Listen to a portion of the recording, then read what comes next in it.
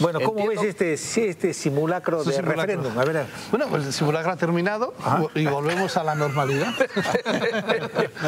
Ahora mañana va a seguir habiendo anemia, mañana va a seguir sin hacerse un puente, sin una sola carretera, mañana va a seguir todo como estaba. Coimas algunos. Y se ha terminado el simulacro. Sí, pues. Es que ese es el problema, que ya ha pasado el referéndum, que no ha habido ningún debate ni ninguna discusión, el Congreso lo aprobó, el presidente ha sacado lo que le dejaron y bueno, ¿y ahora qué? Sí, claro. La economía. Ahora la economía, si es que ahora viene la realidad. Así es, volvemos a la realidad. Se ha terminado el simulacro. Bueno, ¿y qué va a hacer el gobierno? Esa es la pregunta. Si hasta ahora no hacía nada con el referéndum, lo normal, dice siempre la pauta, que los comportamientos se repiten. Es decir, volveremos a la nada y veremos qué inventos se sacan de la chistera para ver cómo cubren este referéndum. Bueno, el primer invento que han sacado es quitarle la devolución del IGB a las inversiones en exploración petrolera y minera. ¿Han quitado eso ya? Sí. Entonces, claro, hay un caos en el cual la mano derecha no sabe lo que hace la mano izquierda. ¿Esto cuándo ha sido? Esta semana. Disculpen, pero no... Bueno, pero ahora no es invento esto. Lo que va a pasar es lo siguiente. En el Perú, no sé cómo será en España, pero el Perú, diciembre, termina el 14 o el 15. Sí, sí, claro. ¿Correcto? Porque termina. Navidad, todo el mundo. No, pues, o sea, número uno, termina, los chicos salen de vacaciones. Sí, no, además vienen las vacaciones de verano. Ahí acaba. Entonces, de ahí tienes una etapa de doping, en donde la gente está viendo lo que compra, lo que come, tal. Termina el año. La realidad vuelve entre el 15 y el 18 de enero, que son fechas en donde llega hoy al 28% del PBI la tarjeta de crédito. Pero como ha cambiado la cosa, yo he entrevistado gente en mi programa de los colegios religiosos, del AB y el CD, el promedio de morosidad es entre 35 y 40%. Claro. Esa gente, en la primera semana de febrero, tiene que ponerse al día de lo que debe del año pasado y pagar el colegio que comienza la última semana de marzo. ¿Correcto? Entonces, correcto. Ese es el otro baño de realidad. Y el otro baño de realidad, que es estacional en el Perú, esto no pasa en España, es que los marzos en el Perú llueve mucho en la sierra y suben los alimentos como consecuencia de ello. Además del probable niño que va a caer sobre un norte no reconstruido. Si el presidente de la República del Perú, quien quiera que sea, no sabe eso, pero con eso pasa siempre, no tiene que ser presidente, porque eso pasa siempre, con referéndum, con simulacro o sin simulacro. Es decir, si Vizcarra sigue vivo después de marzo, ahí nos vemos y regresas. No, yo vendré antes, por supuesto, pero no, esa es la realidad. A mí lo que me preocupa es cómo a la gente se le ha llevado con una zanahoria hasta el día de hoy para que votara, pensando que habíamos resuelto todos los problemas del país, que se nos van los ministros y ni los reponen. Hoy han dicho. Es un gobierno que me quedo sin ministro de Cultura. Oye, la Caviarada siempre ha sido muy preocupada por la cultura. Nadie quiere. Pero no hay ministro de Cultura. Sí. Siempre tan bandera de la Caviarada, la cultura. Trabajo. Puede ser. No hay ministro de Trabajo. La otra cosa que es otra bandera de la Caviarada. Sí. No hay ministro de Trabajo. Entonces, bueno, aquí tiene el gabinete. Es una reunión de amigos, bueno, te voy a decir, de sobremesa. Me han comentado que hay bien pocas reuniones de gabinete, dicho sea de paso. Y en el gabinete, quien llevaba la voz cantante no era Villanueva, sino justamente el renunciante ministro de Trabajo. Bueno, hoy día hay una entrevista en El Comercio hecha al presidente del Consejo, al señor Villanueva. Sí, claro. Que es una entrevista muy interesante, porque a cada pregunta dice, no sé, no estoy enterado, o sea, no sabe nada. Esa Maradona, la entrevista. Sí. Es porque, una preguntita, no sé cómo será, pues acá yo conozco el Perú, no conozco España, pero un gobierno que en 10 meses pierda 6 ministros, ¿está en crisis o no está en crisis? Lo normal sería que sí, pero todo es posible. Mira, has perdido al de Produce, que yo además vaticiné que era el primero que se iba, y dije, ¿el por qué se iba a ir? Pues yo te digo cómo hacer el gol ante el partido. Se fue Córdoba, se fue...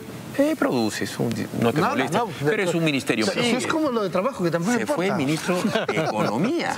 Sí.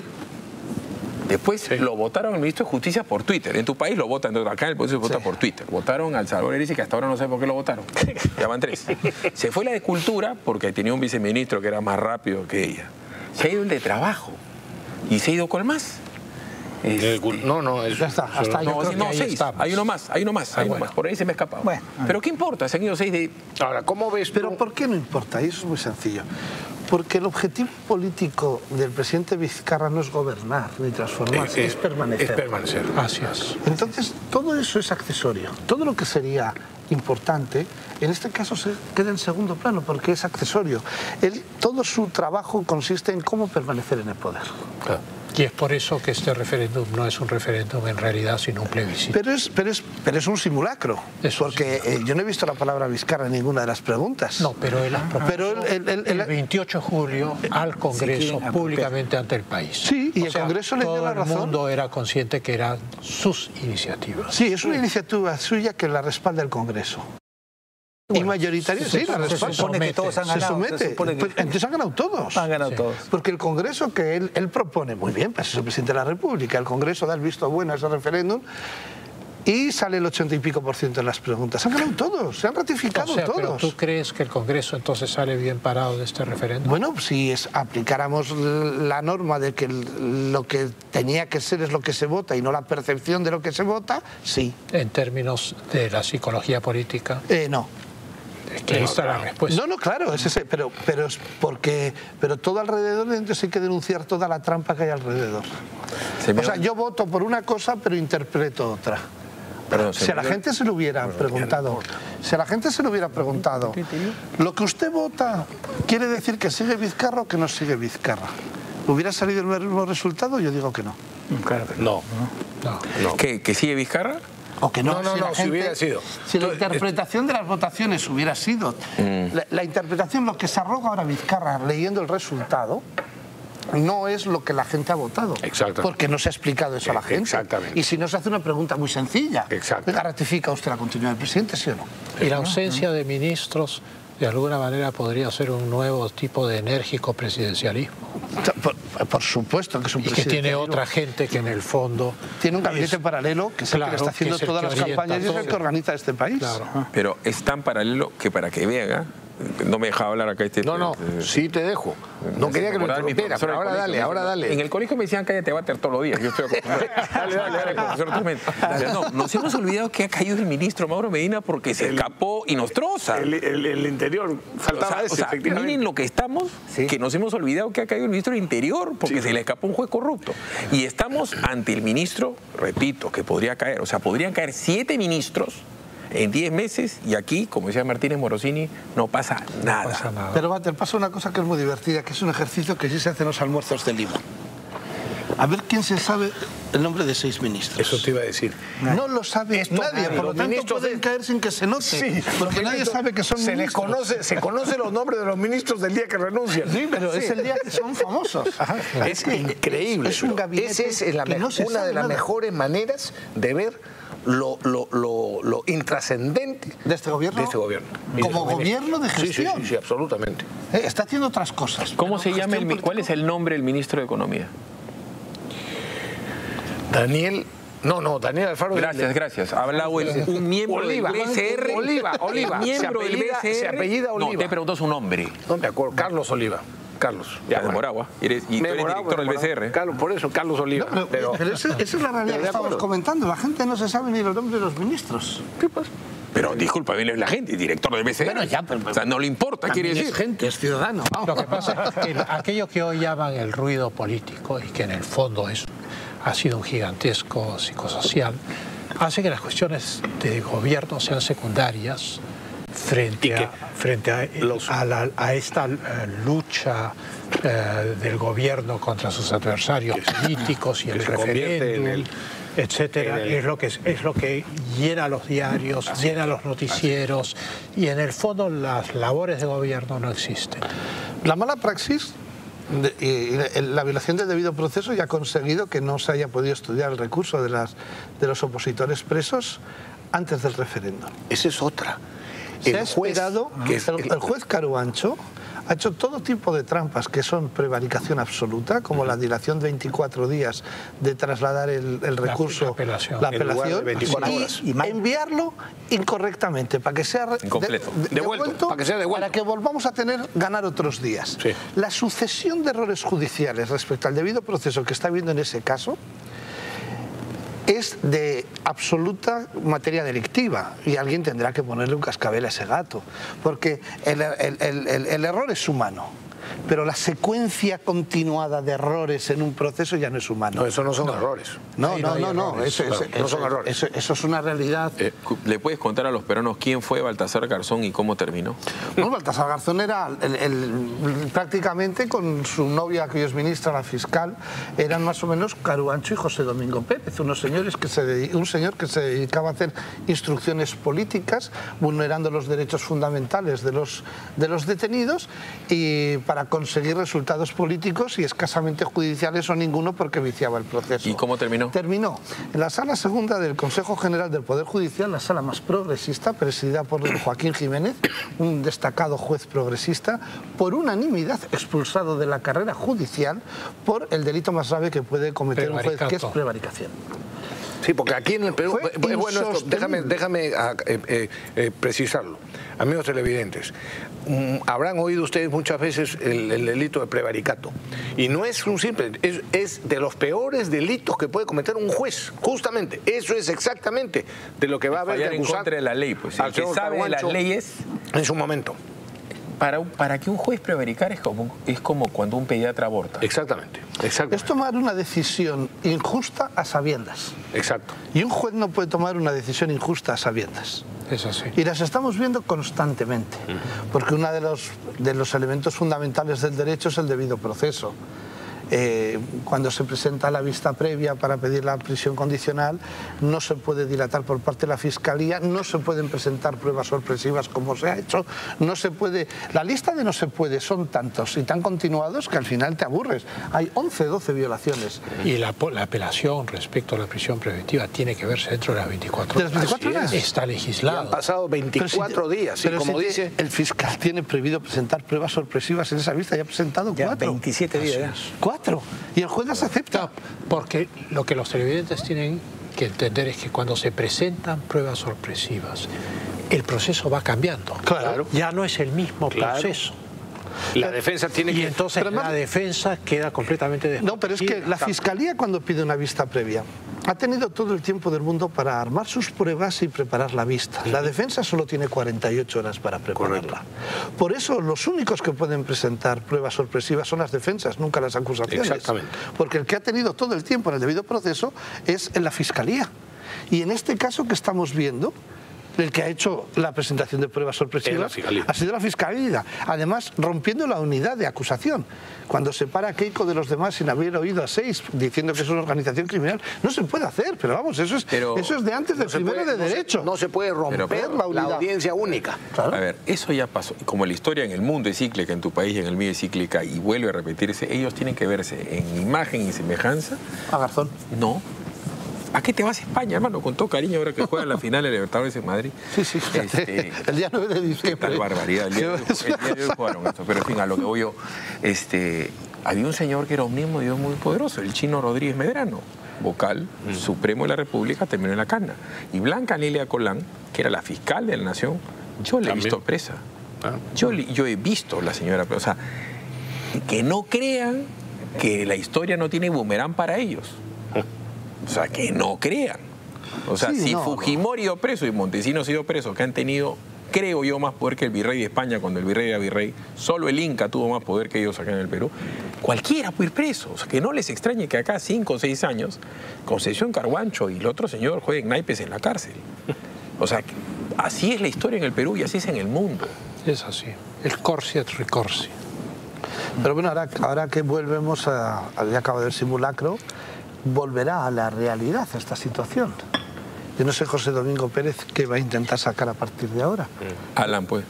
Bueno, pero Alan con el chuponeo han sido tan torpes que el chuponeo ha blindado a Alan. No. Déjalo. ¿Tú crees que déjalo? ¿Tú crees que Alan García no lo meten preso el 6 de enero? No el 6 de enero sí, pero por supuesto. Alan García, si hubiera salido mal el referéndum, iba preso mañana. Ah, bueno, claro. Entonces no lo han blindado, lo han embalsamado hasta febrero, lo van a querer meter preso ¿Qué como tormenta sea de noticias íbamos a tener en cascada para tapar imaginámonos que no hubiera salido el referéndum como ha salido? Necesitaban una noticia rápidamente para tapar. Claro. Bueno, la chica del cilindro. Y ahí saldrían todos los medios detrás hablando de esa noticia, el referéndum no hubiera pasado nada. Es que ahora vuelve a la realidad y después de 2 días que ya hayamos dado la vuelta a los resultados 7 veces, vuelve a la realidad. Va a haber gente que obviamente los abogados van a pedir recursos, otros van a pedir amparo, la economía se está parando, como bien dices tú, las tarjetas de crédito están ardiendo, esto es un bosque. No lo digo yo. Lo dice el mercado, ¿no? No, si lo dice quien lo tiene que decir. El otro día lo ha dicho el señor presidente del BCR. O sea, el señor Velarde ha dicho que este presidente no estaba preparado para gobernar. Y los reportes de la SBS dicen que en diciembre hay 300.000 personas que pierden su acceso al crédito. 518.000 personas deben tarjeta de crédito en 4 instancias diferentes. Además que ya es muy difícil, el endurecimiento del crédito para las empresas es tremendo. O sea, es cada vez más difícil, porque los deudores no pagan. Es que el frenazo... Y eso refleja la situación económica. El frenazo de la economía es absoluto. Sí. Absoluto. Sí, sí. Y la situación judicial del país dirán que no, pero desde fuera se está mirando con lupa. Porque aquí empieza a no haber garantías procesales y eso asusta mucho y no hay cosa más cobarde que el dinero. Y hay muchos países donde meter la plata. Bueno, y a propósito de lo que ha pasado el día de hoy con el simulacro, hoy ya se han electo 15 nuevos presidentes de regiones, con una particularidad, que la entrega de credenciales será de acá a una semana. ¿Cómo formas un equipo de gobierno regional que a la hora de ahora es un pagador de planillas, un ejecutor de gasto público, en menos de 10 días, y cuando lleguen el 1 de enero con este idus de marzo, con esta primavera anticorrupción que hay en el Perú, todos van a formar su comisión investigadora del régimen anterior y se va a frenar? Es que es verdad, cuando tú llegas a una casa a ver qué tan mal lo hizo Román, no te dedicas a hacer lo que también lo hiciste tú. O sea, Blancanieves llevó a la casa de los enanos a limpiarla. Estos van a llegar a ver quién ensució la casa. Entonces, eso va a ser un problema para la ejecución del gasto público en las regiones. No, fuera de los pucayactas que deben haber. Además, tiene otro problema. Que la iniciativa política del inicio de estas nuevas legislaturas de alcaldes y gobernadores regionales, en lugar de mirar a qué proyectos de futuro voy a traducir mi gestión política y voy a hacer para desarrollar mi sociedad, lo primero que hago es entrar mirando atrás. Y luego el bloqueo que supone para los funcionarios, yo no firmo un papel y yo no muevo un papel, no vaya a ser que vaya a ser judicializado. Que eso es lo que tiene absolutamente paralizado este país. Nadie quiere firmar. Los funcionarios están aterrorizados. ¿Pero cómo no están aterrorizados? Muy seria de la Contraloría, que se siguen actuando de la misma manera con que se ha venido actuando y paraliza efectivamente a los funcionarios, especialmente a los que actúan siempre con bastante cobardía. Oye, entiendo que... No entiendo, lo he visto. No voy a mencionar su nombre si tú no quieres, pero una periodista el otro día como que te quitaba derecho a opinar sobre el Perú por el hecho de ser español, ¿no? A pesar de que vienes al Perú desde hace no sé cuántos años. 21 años. 21 años y además conoces de la política y de la situación peruana como empresario, como periodista, como analista, como asesor, como... Pero no, de eso no pasa nada. Es decir, si el argumento de sostenimiento del debate era el origen o la pertenencia de dónde eres o de dónde no eres, ya está todo dicho, ¿no? Sí, claro. Y además, dicho por una periodista, ¿no? Sí. O un periodista, que me diga, los periodistas hablamos de economía, hablamos de medio ambiente, hablamos de economía sin ser economistas, hablamos de medioambientalistas, sí, claro, sin ser medioambientalistas, hablamos de tantas cosas sin ser de nada, que es lo que hacen los periodistas habitualmente. Usted no hable de esto porque no es de aquí. ¿Qué me dice? ¿Cada cuánto vienes toca? Cada 15 días. Entonces tú tienes más derecho que Vargas Llosa para hablar del Perú. Pero por supuesto. Mira que nos llevamos años de edad y yo llevo en el Perú más años que Vargas Llosa. Y tú le has explicado varias veces a políticos españoles, desde Aznar hasta no sé quién. Sí, claro. Y en privado, ¿quién es Vargas Llosa y por qué escribe lo que escribe del Perú? El famoso marqués español, noble español, porque es un noble español, pero a él sí le hacen caso. Es un noble, como no soy noble. Nobel marqués. Sí, claro. Es un Nobel poco noble con el Perú, porque le hace muchos daños con sus columnas. Cuando dice que este país es un narcoestado, cuando llegan las elecciones y se inventa una realidad ficticia absolutamente, como buen novelista. Y luego que si necesitas ayuda psicológica, porque toda la vida obsesionado con el chino para acabar con la China, pues eso es terrible, porque nosotros a Isabel Preisler en España la llamamos la China. En cualquier periódico, cualquier titular pone la China, ahí no sé dónde la China, en una campaña de publicidad, la China, y dices, hombre, Mario, toda la vida preocupado por el chino y terminas con la China. Esto no hay que mirárselo de aquí. Bueno, además el señor criticaba cosas. Yo siempre lo grafico, ¿no? Es como que si alguien acá en el Perú, casarse con Isabel Presley, que es una mujer guapísima, ciertamente. Sí, muy elegante. Es como además casarse con Gisela acá. Si se hubiera casado con Gisela va a cárcel. Más o menos por ahí va la cosa. Ahora, él la última vez que vino, ahora recientemente, a un acto literario, lo que le dijo a los peruanos es que tenían que aprender a escoger congresistas. Siendo Gisela más bonita que Isabel Presley, ¿no? Claro. Sobre todo él que nos ha... Desde Alejandro Toledo, él nos va enseñando a escoger presidentes.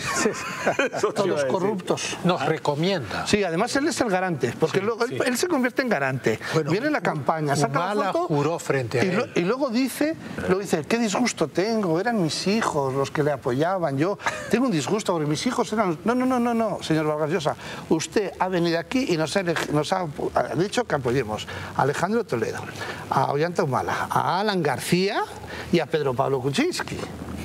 Entonces, yo creo que los peruanos saben escoger mucho mejor. Alan lo condecoró, pero además, dijo, pero el señor es consistente hasta con su propia vida. A mí no me interesa, yo hace miles de años no leo cosas, pero él criticaba la civilización del espectáculo, repito, o sea, si tanto te molesta el espectáculo, no te cases con Gisela. El que se casa con Gisela Valcárcel, el que es la mujer más famosa y guapa del Perú, ¿no es cierto? Tiene que estar a expensas de salir pues en la revista de farándula. Claro. Este señor se ha casado con Isabel Presley, que además trabaja en Hola y que vendió la primera foto con él. Sí, claro. El primer Ampay, ella fue a la que llamó. Ha llegado al pobre al ridículo. Lo digo para que sepan, si quieren ver una carátula de la revista Hola en Argentina, busquen en Google, sí, pongan Hola Argentina Mario Vargas Llosa o Vargas Llosa y van a ver en la carátula a la pareja esta, Mario Vargas Llosa con la Presley, con una especie de disfraz, con un sombrerito y bailando, haciendo supuestamente un paso de tango. Hasta a mí me da vergüenza ajena, sí. Hasta a mí me da vergüenza ajena esa foto. ¿Por qué? ¿Pues no baila tango? No solo por... No, debe ser por el sombrerito. Por el sombrero y por los tacos. Aprovechando que está aquí Román, hablemos del caso de Vox. Vox es un fenómeno muy interesante. Ha sacado 400.000 votos en Andalucía. Sí. En Andalucía siempre ganaba el socialismo. El socialismo, la izquierda. Llevan 40 años gobernando.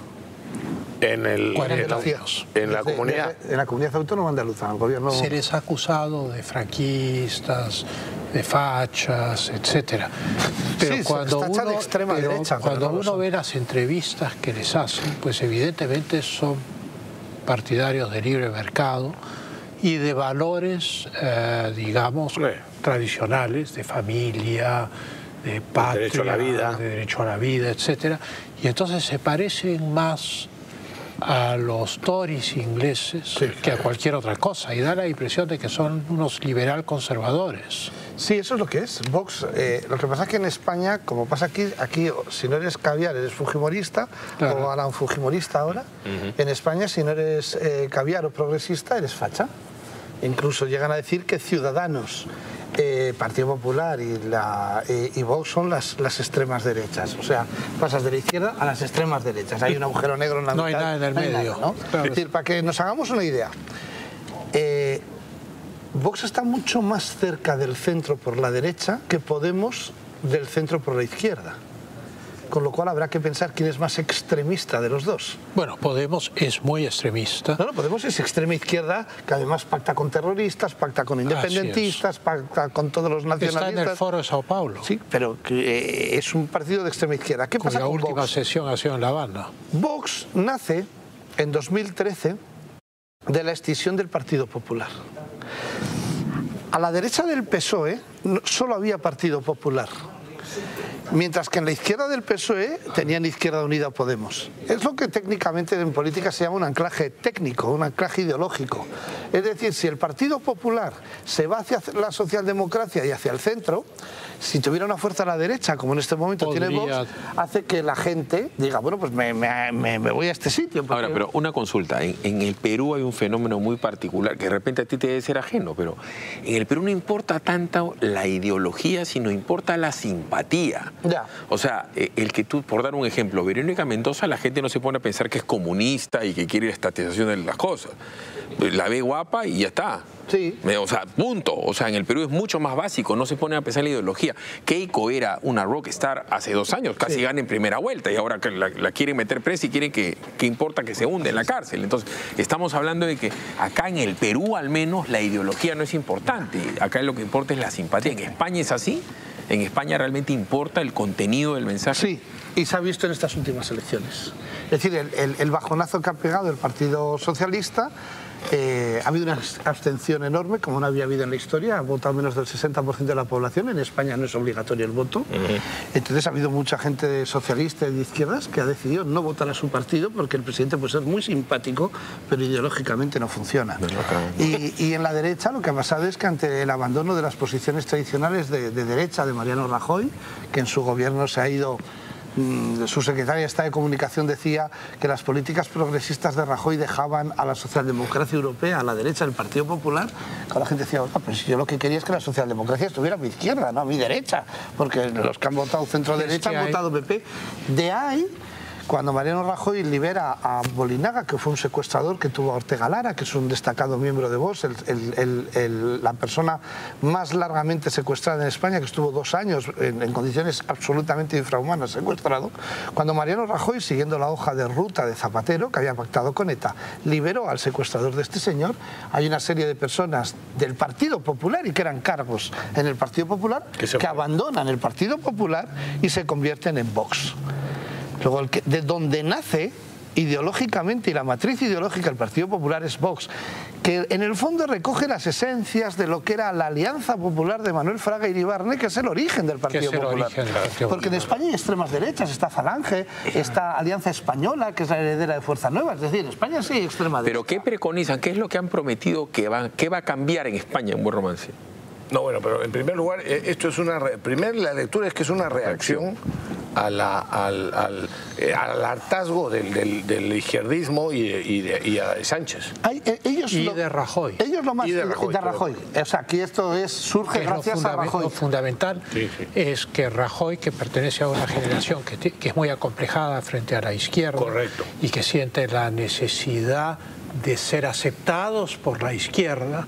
Entonces Rajoy ha ido tomando estas posiciones y estas posiciones han terminado en un exceso, que es liberar a un monstruo, y eso finalmente ha producido la ruptura. Luego Rajoy ha sido muy débil en la aplicación del 155 con el fenómeno del independentismo de Cataluña.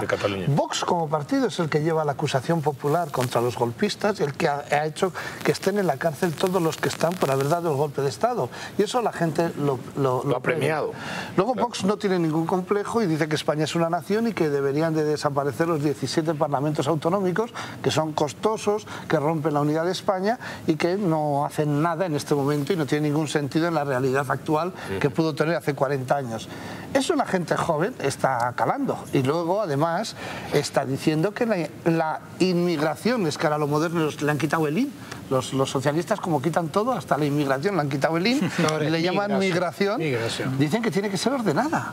En Andalucía hay un problema muy serio porque el estrecho de Gibraltar es nada y hay una ocupación y una presencia masiva de subsaharianos que copan los servicios públicos de sanidad, copan las guarderías, las escuelas infantiles, y los locales se encuentran con que no tienen plaza porque, oiga, que es que está el migrante. O sea, los de la zona. Los de la zona. Yo he escuchado una entrevista muy interesante a uno de los dirigentes de Vox, en el cual él sí hace una distinción en cuanto a la inmigración diciendo que la inmigración hispanoamericana es bienvenida. Sí, claro. Porque es la misma cultura. O sea, no es una posición contra la inmigración, pero hay un realismo respecto a los límites de la inmigración, claro, cuando las culturas no son compatibles, ¿no? No, claro. Es que lo que dicen es, si necesitamos inmigración y estamos de puertas abiertas, que venga a Hispanoamérica, que tiene nuestra lengua, nuestra religión, nuestra historia y nuestra cultura. Claro. Que no vengan musulmanes con de otras... ¿Por qué? Porque se generan los choques que podemos ver en Bélgica, los choques que vemos en Francia, los choques que hay en otros sitios. Nosotros tenemos la suerte de que con Latinoamérica y con Hispanoamérica estamos hermanados. Entonces unos venimos y vamos, pues que otros vengan y vayan. Pero es que Cataluña, por ejemplo, fue una decisión política del gobierno de la Generalidad, que fue que no fueran hispanos a Cataluña, porque traían el español. Y apostaron por la inmigración musulmana. En el año 2000, en el registro de nombres social, en el registro civil, el nombre más fuerte no fue ni Jordi, ni Pere, no, fue Mohamed. No me digas. Y tienen un 13% de población residente musulmana. Y tenemos un problema muy serio que hace que servicios de otros países estén muy pendientes de la población, porque además como están los Mossos de Escuadra y allí no está la Guardia Civil o la Policía Nacional haciendo los servicios de policía, pues no tenemos muy buena información de qué se está gestando de ese terrorismo islámico permanente. Y por eso hay que hacer un despliegue importante de servicios de inteligencia para intentar ver qué pasa ahí.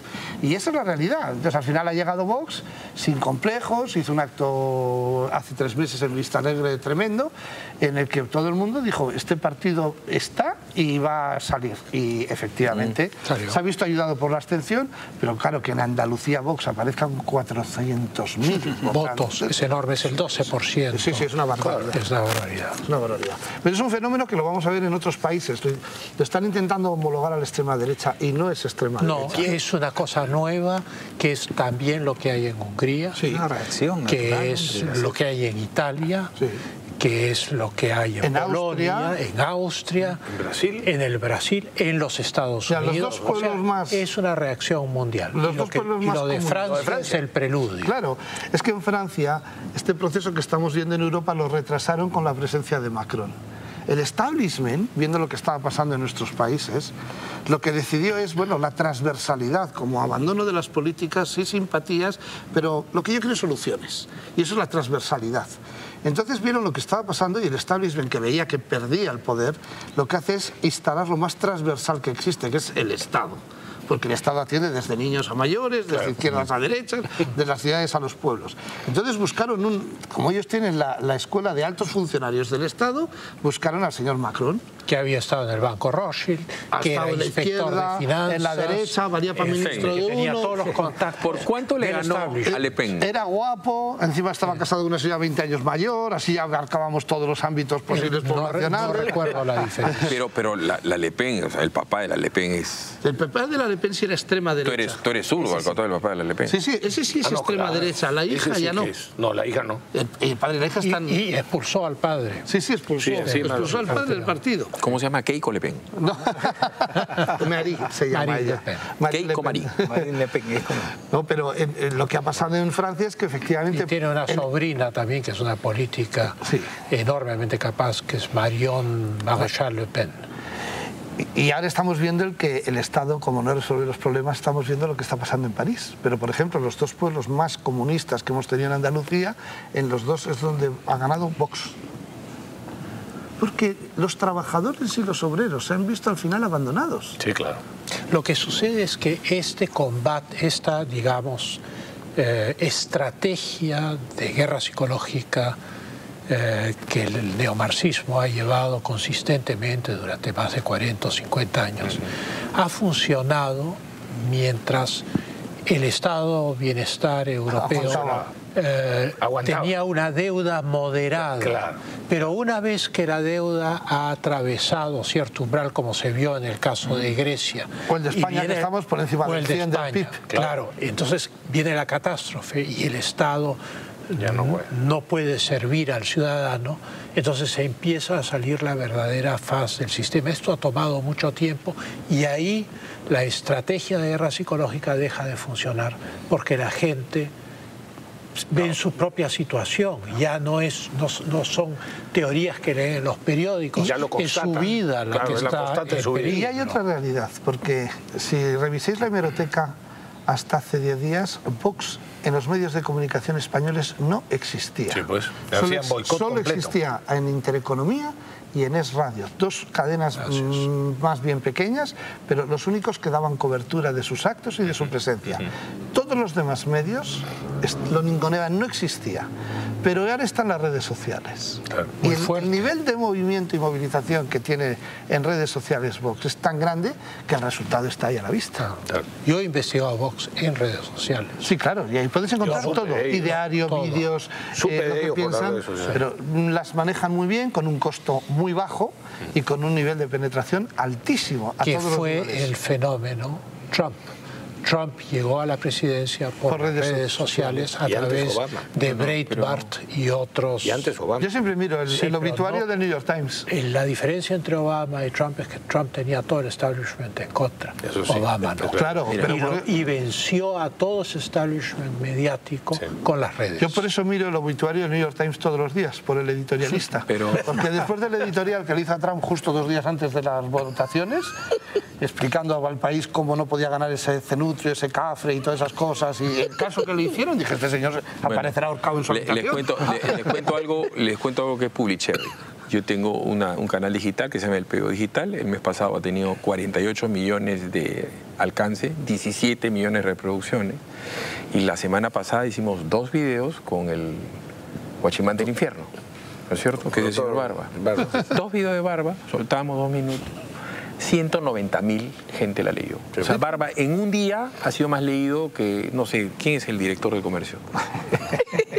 Nos pasa como los ministros. José Garrido. JJ Garrido. Suma todos sus artículos de un mes del comercio y no lo escuchó como a Barba. Claro, y en este canal, lo puedo decir, como les comenté ahora en la tarde, me he cruzado hoy día, está en un sitio público, 4 señores, todos mayores, promo tuyo, me ha dicho, en la noche te quiero ver para ver si siguen diciendo la verdad.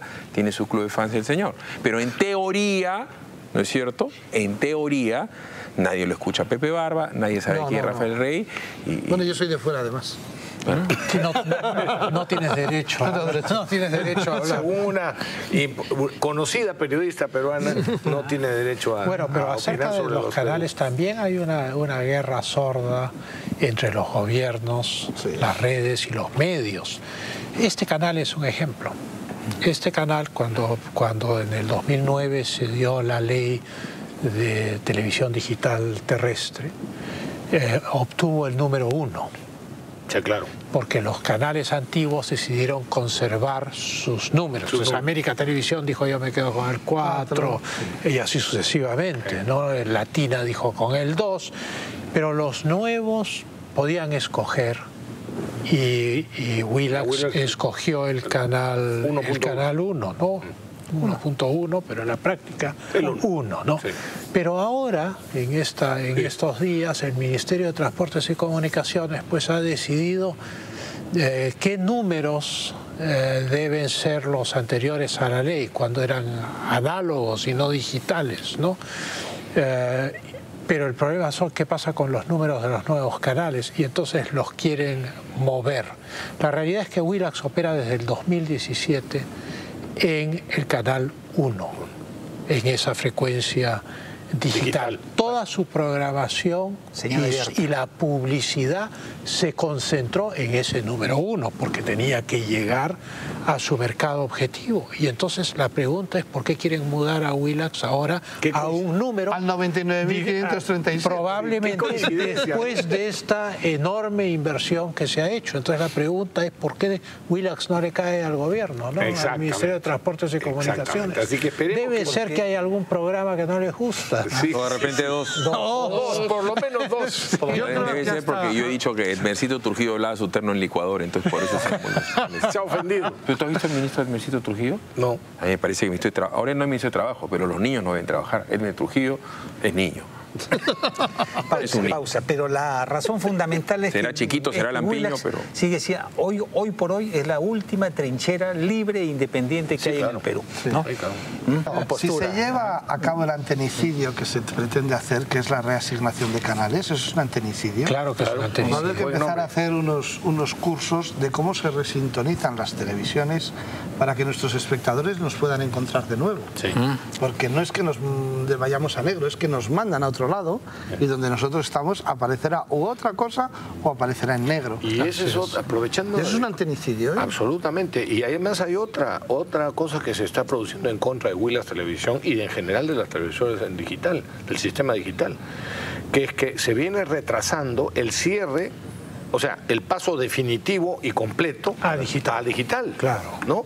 Y entonces ahí tienen ventaja algunos medios de comunicación que tienen digital y análogo, que están con el sistema antiguo, que están haciendo que el ministerio retrase el cierre de las de la señal análoga, ¿no? Analógica. Y hay otra cosa curiosa dentro de esta cosa, pero que tiene que ver con la publicidad estatal, porque se ha vuelto al esquema, sí, claro, con una ley, pero digamos que en el fondo es sustancialmente lo mismo que la anterior. Correcto. Entonces el Estado coloca publicidad y utiliza la medición del rating que hace una firma que se llama Ibope, creo. Ibope. Sí. Entonces Ibope que hace el ranking y según eso se distribuyen los fondos del Estado. Pero ahora lo que está planteando el gobierno es que para provincias donde no hay Ibope, les han dicho a los de provincias que están discriminados y postergados, va a ser el Instituto Nacional de Estadística. ¿Pero por qué no para Lima? El que va a medir. ¿Por qué no para Lima? Un momentito, es que eso el que va a medir, y claro, ¿quién decide que mide el Instituto Nacional de Estadística y cómo mide, puesto que pertenece al gobierno? Así que esto es un mensaje para los medios de comunicación provincianos. Porque, a ver, ¿ustedes creen, algún televidente cree que, por ejemplo, el medio de comunicación de mayor audiencia, por ejemplo, en Huancayo, es, por casualidad, un medio nacional como El Comercio, lo que fuera? No es o en Arequipa, son medios o en locales. Iquitos, o en Cusco, son medios locales. Entonces, déjame terminar, lo que quiero decir es que, ojo, amigos periodistas y dueños de medios de comunicación de provincias, que los están queriendo nuevamente dejar de lado, ¿no? En la repartición del dinero del Estado. Sí es una buena idea que el INEI lo mida en Lima y en provincia. ¿Sabes por qué? Por el INEI, hacer fondo del Estado y recurso del Estado puede ser fiscalizable, mientras que Ibope nadie lo ve.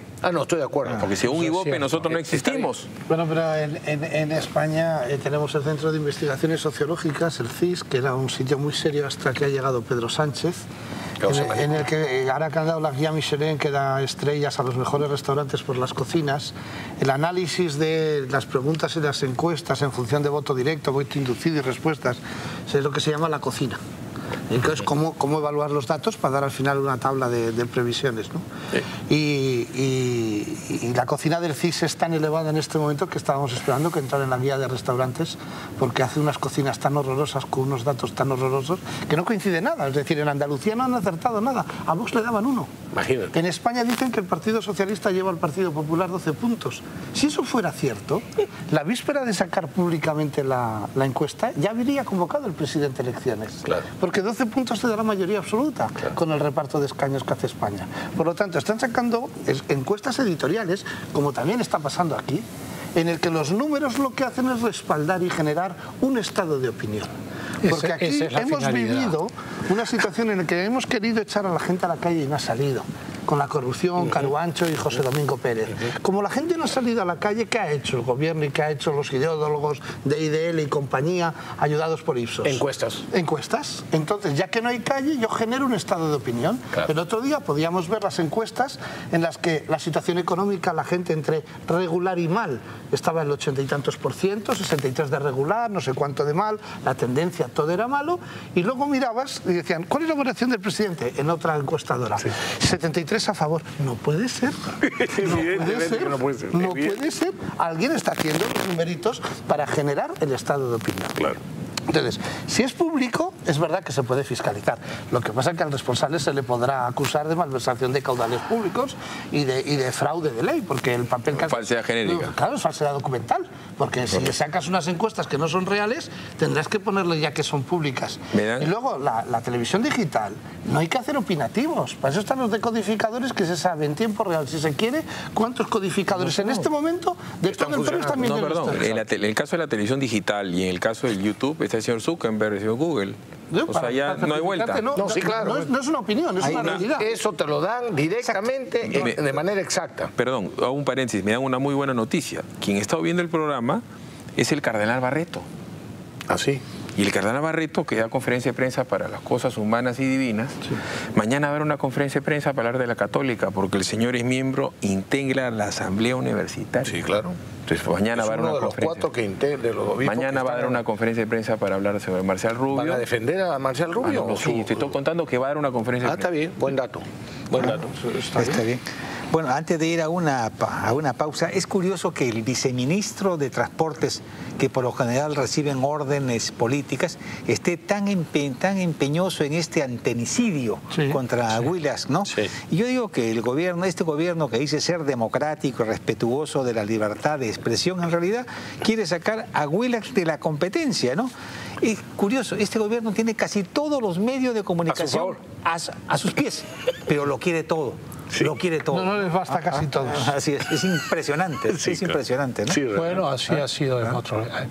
En Venezuela es así. Así empezó, y en Bolivia también, pero lo que sucede es que finalmente el pueblo boliviano está empezando a reaccionar contra Evo Morales, que quiere reelegirse por cuarta o quinta vez. Pero es muy interesante cuando, digamos, estos personajes que vienen del socialismo del siglo XXI y son neomarxistas, se reeligen una, dos, tres, cuatro y dejan sucesores, nadie dice nada. Los congresistas no los vamos a poder reelegir. Pero en cambio el presidente quiere ser reelegido. Nadie dice que se quiere perpetuar. Los congresistas no los podemos reelegir. No, pero en cambio el presidente... siempre que sean socialistas o comunistas. Sí. Ahí sí. Yo no sé para qué hacer elecciones si están ellos ya que se queden. Sí, pues. Es lo que piensan. Como Porfirio Díaz en México. Su lema fue: no reelección, sufragio efectivo, no reelección. Se quedó como 40 años en el pueblo. Vamos a hablar. ¿Qué íbamos a comentar? El antenicidio.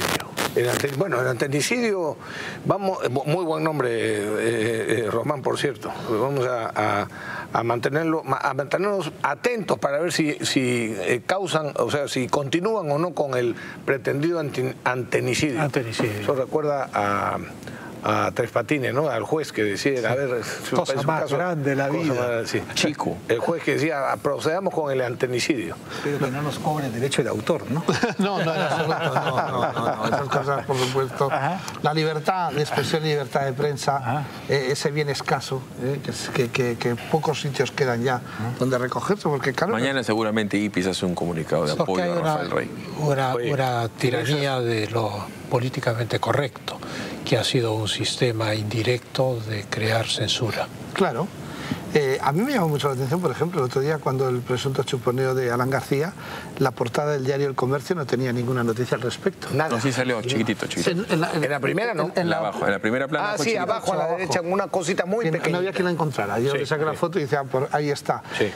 Si los historiadores dentro de 200 años cogen los periódicos para reconstruir la historia del Perú, pues será otro país. Sí, claro. Otro país. Efectivamente. Si no estás en el día a día y ves todas esas portadas, muchas de las cosas que han pasado ni salen.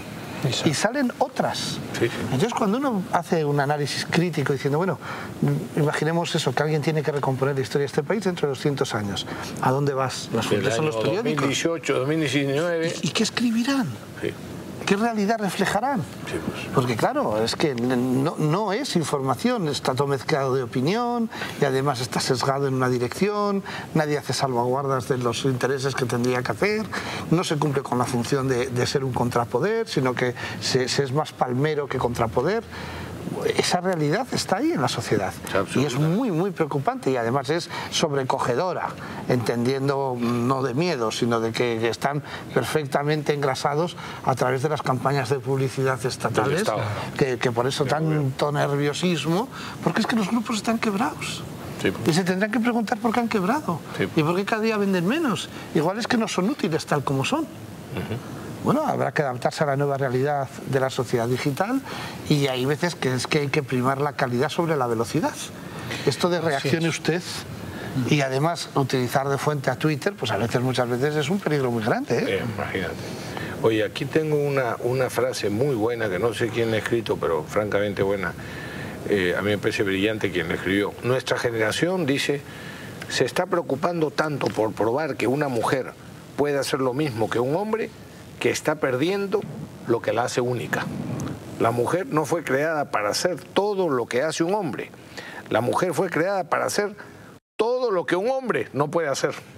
Muy buena, muy buena. Y bueno, perdonen la interrupción, que no tiene mucho que ver con el tema, pero como nos quedan poquísimos minutos... Nada, un minuto, nada más. Un minuto, bueno. Terminemos con esta anécdota. En la Facultad de Medicina, el profesor se dirige a un alumno y le pregunta ¿cuántos riñones tenemos?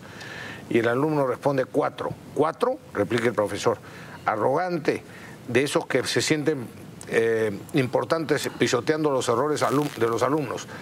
Traiga un fardo de pasto, porque tenemos un asno en la sala, dice. Y para mí, un cafecito, dice el alumno. El profesor se enojó y lo expulsó. El alumno era, por cierto, el humorista Aparicio Torrelli Aporelli. Famoso. Más conocido como el Barón de Itararé. No sé en qué sitio. Al salir de la sala, todavía el alumno tuvo la audacia de corregir al furioso maestro. Usted me preguntó cuántos riñones tenemos. Tenemos 4, 2 míos y 2 suyos.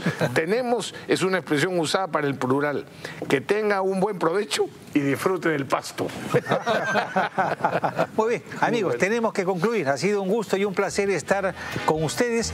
Nos vemos el próximo domingo en vivo y en directo como siempre. Y a Román Sendoya... Feliz Navidad a todos. Feliz Navidad, feliz Navidad, pásala bien. Si no se impone el antenicidio. El antenicidio, muy bien.